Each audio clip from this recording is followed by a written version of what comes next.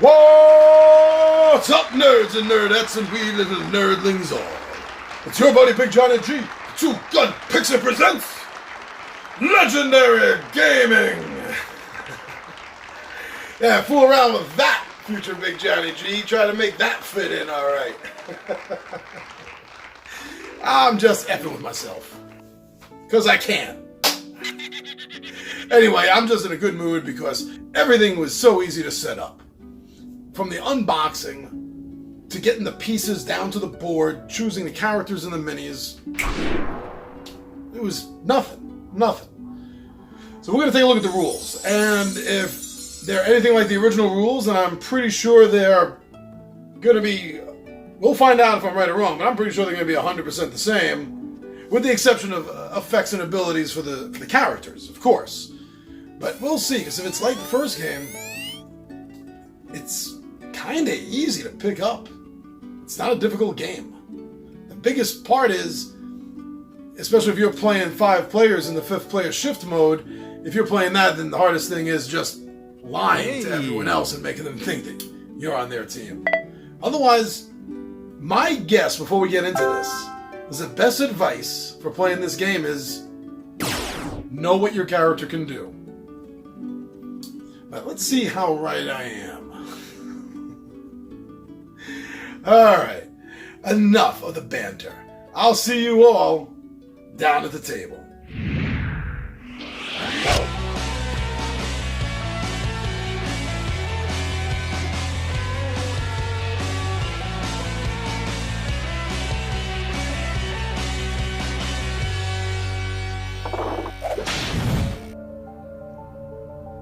Thank you so much for joining me down here at the table.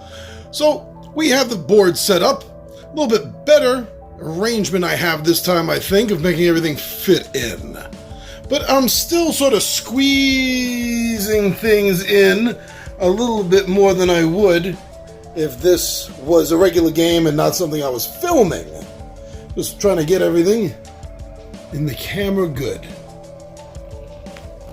Now, the first thing I want to point out that everyone should keep in mind is the agent. The game starts with the agent phase. And keep in mind that normally you never, ever place your secretly chosen Agent Mini on the board. Even though you start here at M1, you do not place your mini there. Instead, it gets marked on your sheet. So the agent player starts at M1. The sheet automatically even has it marked down as your 0 spot. The agent can move 0 to 4 spaces. Again, I cannot stress enough, do not put the mini on the board. That's really only there for when you get spotted. So you're going to start at M1 and then you're going to choose to move 0 to 4 spaces and you're going to mark it off. So in your first turn you decide to move, let's say, 2. 1, 2. And you would mark off here that you were at 0, 2. While moving, remember that you can move diagonally or orthogonally, but you cannot move through structures. You can only move through squares that have markings on them, letters and numbers. That is where you can move. Now, let us say that you ended your move on Q20. Doesn't matter what turn it is. Let's just say that you ended your move on Q20. Looking over here at the map, we find Q20. But we also notice that right over here on P14 is a hunter. And this hunter happens to be in line of sight of Q20.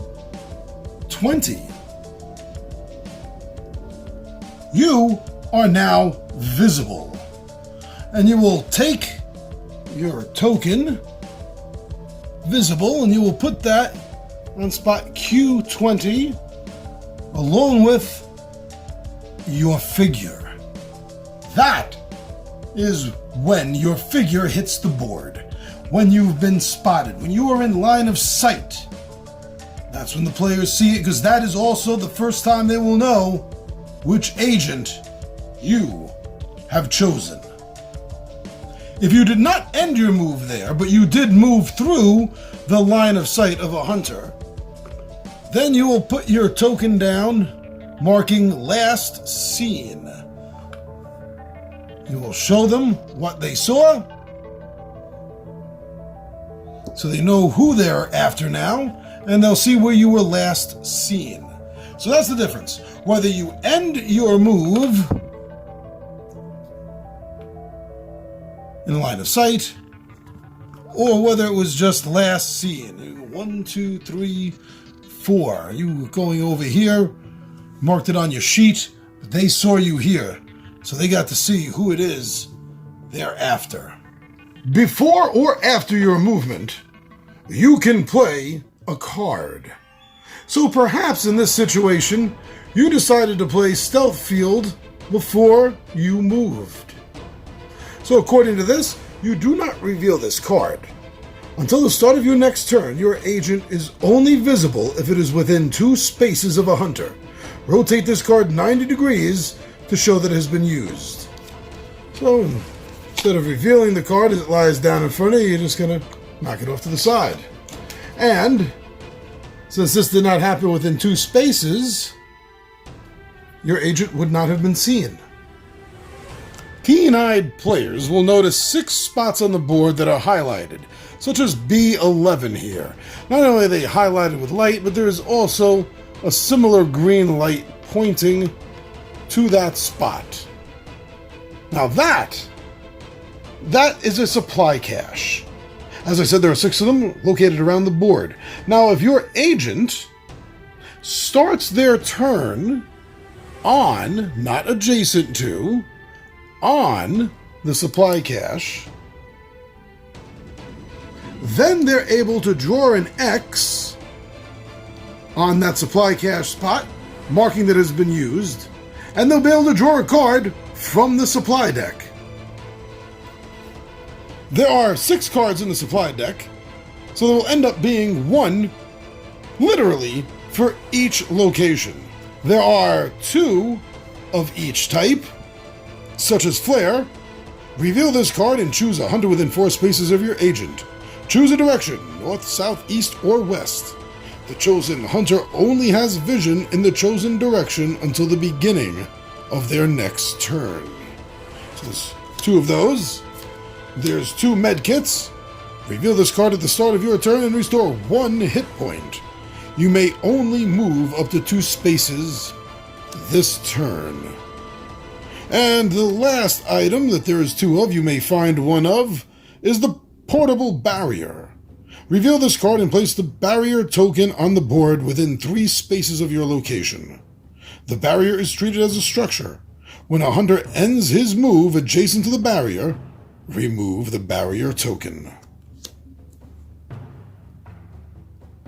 If your agent starts their turn next to a blue Raxin mission objective token, you may complete that objective by flipping the token over to its red arc side. Dun dun dun! This will alert the hunters that you have been successful in an objective and where it is, because you can do that only by being next to it. Well, under most cases, depending on which hunter you're using. Now, in a 4 or 5 player game, the tokens are not going to be out on the board. The agent will simply mark off on their sheet that they successfully hit that objective. After you complete 3 of the 4 missions, then in order to win the game, what you're going to have to do is get to one of the 3 designated escape points. They're designated on the board with the white arrows, such as A3, M1 where you started, and W1. As noted on the sheet, there is also a 4-player escape point. There's actually 2 of them that are not marked on the board. W6, and across from it, A6. So if you're playing a 4 or a 5-player game, keep that in mind. The agent player can lose the game if they take 4 points of damage, 6 points in a 4 or 5-player game, and they can also lose if they do not successfully complete all of their missions and escape by the 40th round. Certain hunter attacks will cause your agent to become fatigued. When that happens, you will take a fatigue token and mark it down, place it on your character card to remind you, and everyone else, that you have been fatigued. While you're fatigued, you cannot use your special ability, and you will not be able to use it until you become unfatigued. And the only way you can do that is by taking a turn where you move 2 or less spaces. Then you will be able to get rid of the fatigue condition. After the agent phase, it is the hunter phase. The hunter's job is to bring the agent down to 0 hit points or prevent their escape until round 40. Keep in mind that after the agent's turn is done, the hunters will decide amongst themselves what their own turn order will be. Minis for the hunters, unlike the agent, are always represented on the board. The hunters will begin the game in the vehicle. The hunters will get to move 0 to 4 spaces a turn, orthogonally or diagonally, just as the agent is allowed to move. However, the hunters do have the interceptor. Now, as seen in the setup, the vehicle card is double-sided.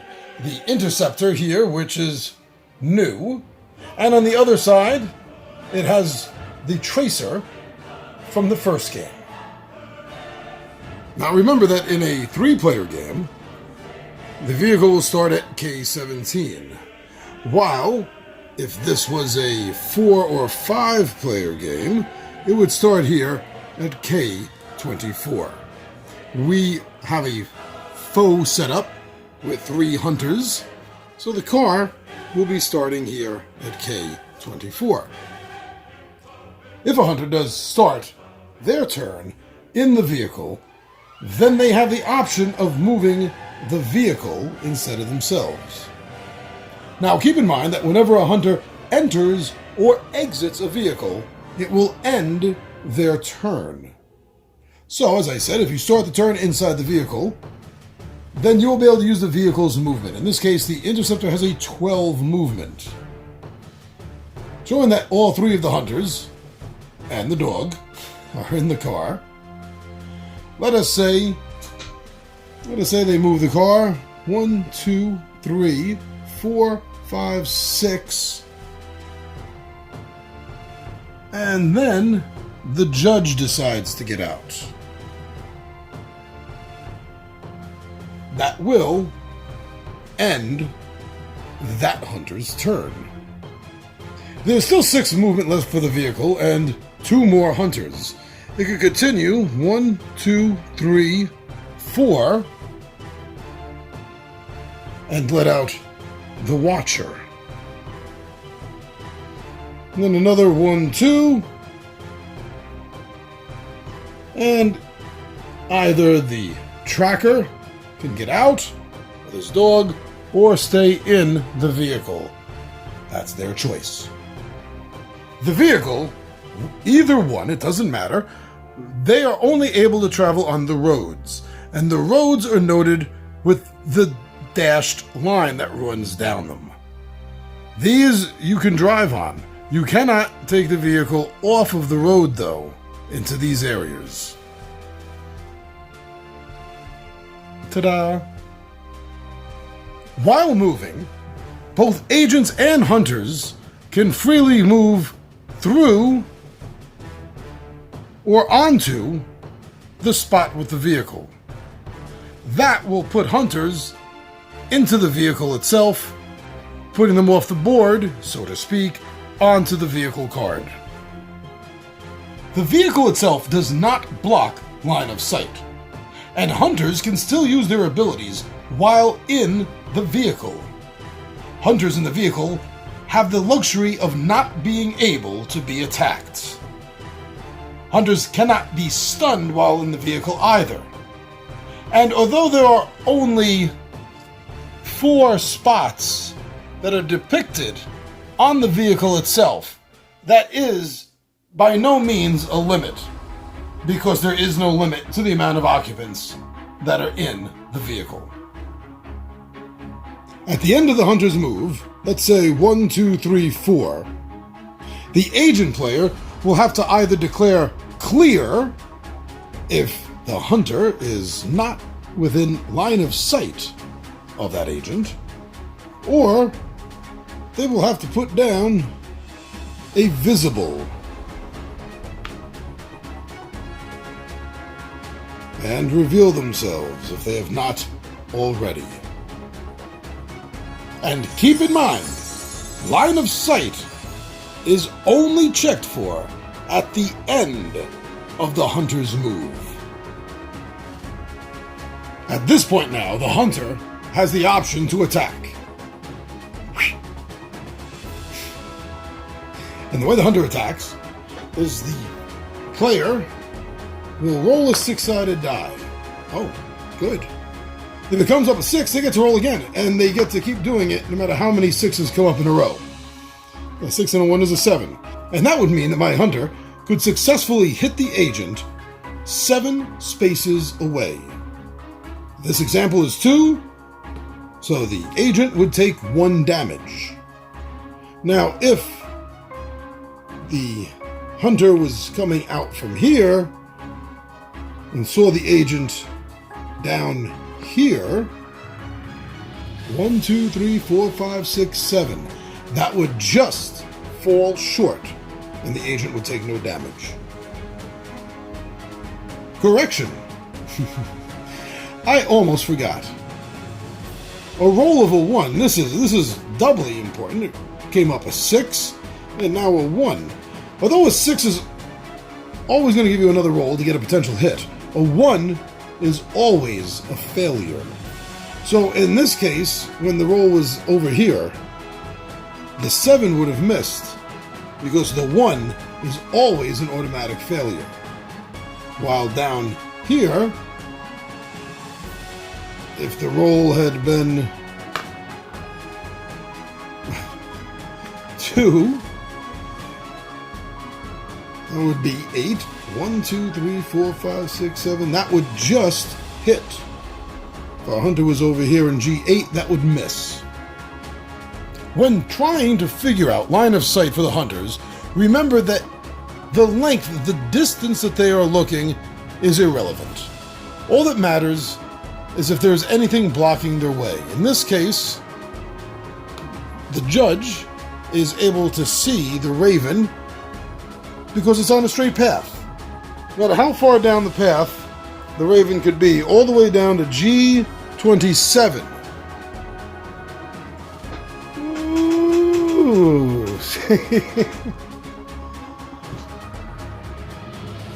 The raven would still be spotted. Distance is not a factor. In this case, the tracker can see J13 and over to N13 before line of sight is blocked. The hunter has absolutely no line of sight in front of or behind because of the objects that are blocking. If there's any doubt what's an object and what's a space, always keep in mind that the spaces are all grid marked. They all have a letter and number sequence. If there is no letter and number, it is not a space. It is an object, and therefore it is blocking line of sight. Unless, of course, as I stated before, it is the vehicle. That does not block line of sight. Some effects are going to stun the hunters. When that happens, you're going to take a stun token and you're going to place it on the card to mark that that hunter is stunned. While under the effects of being stunned, a hunter can only move 2 spaces. They cannot attack, nor can they use their special abilities. On the following turn, remove the stun marker, and the characters, the hunters, are back to normal. As previously stated during the agent's turn, the hunters will win the game if they can prevent the agent from making it through an escape point before the 40th round. The hunters will also win the game if they can take away all the hit points, the 4 or 6 hit points, that the agent has. Plaid Hat Games has supplied a 2-minute egg timer with the game. And the reason for this is because Plaid Hat Games highly suggests, and I agree with them, that the hunters have 2 minutes to take a turn. If you let the hunters spend more time guessing and trying to figure out the plots and plans in their heads, they can end up taking a very long time making decisions. So Plaid Hat Games has given us this handy-dandy little 2-minute egg timer. If you are playing a full game with 4 hunters and 1 agent, the agent is going to have a secret ally that only the agent knows. Because, as explained in the setup, but I want to go over again, the agent has 4 cards. These cards are the team assignment cards. And they are 3 and 1. There is 1 agent card denoting the traitor to the hunters, and 3 hunter cards showing their loyalty to Raxin. Now, the hunters keep these secret, and they don't show the other hunters. And the agent, the secret agent, plays a little bit differently. When he attacks the agent fakes taking the damage. Also, the traitor will flip the card to the traitor side. The traitor then will be off the board and will be given a pad, just like the agent. During the game, before they're revealed or reveal themselves to become a second secret hidden movement character to complete missions, while they are hidden, they don't have to tell the truth. They don't have to say that they saw the agent. They don't have to use any special abilities they have in order to be honest with the other hunters. This is where it can get tricky, because if the eagle-eyed other hunters notice that the agent pops up somewhere where you should have been able to see them, or your ability should have been able to say where they were accurately, they'll probably know you're the traitor. So sometimes you have to lie and help the main agent out. Sometimes you have to actually go after the main agent to make it look good to the other hunters. Keep in mind that whenever an effect or an ability or an item allows you to know the general direction or ask the general direction of the agent, or know of their location through some psychic powers, you always are going to use these compass points. No matter where you're sitting, no matter what the facing of your character is, no matter how their mini is looking on the board, doesn't matter. This is always north, this direction south, west, east, southeast, northwest, northeast, southwest. This is your true compass point. Don't get it mixed up. So there you go, my friends. That is how you play Specter Ops Broken Covenant by Plaid Hat Games. I want to thank everyone that's been going over the Two Gun Pixie Facebook, Instagram, and Twitter, and checking out some of the things that we got going on there and seeing what we drop. I'm also really flabbergasted. Thank you so much, everyone that's been going over to the official Two Gun Pixie Zazzle store and checking out some of our cool items over there. Our nerdy and RPG-inspired print-on-demand stuff. Hats, t-shirts, hoodies, steins, you name it. If we could put an image on it, we did, my friends. Thank you very much. I know a few people have been going over and checking that out because there's been a few buys. Thank you so much. Very awesome. I hope you enjoy. Put it in the comments if you got something from us and what you think of the design. Thank you very much. The biggest thank you, as always, is right here. Right here, you come to our YouTube channel. You subscribe to us. You watch our videos. You like, you comment. And thank you. Thank you for sharing when you do.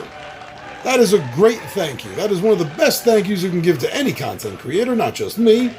If there are other videos by other people that you like, share them every now and then. It goes a long way. Sharing is caring.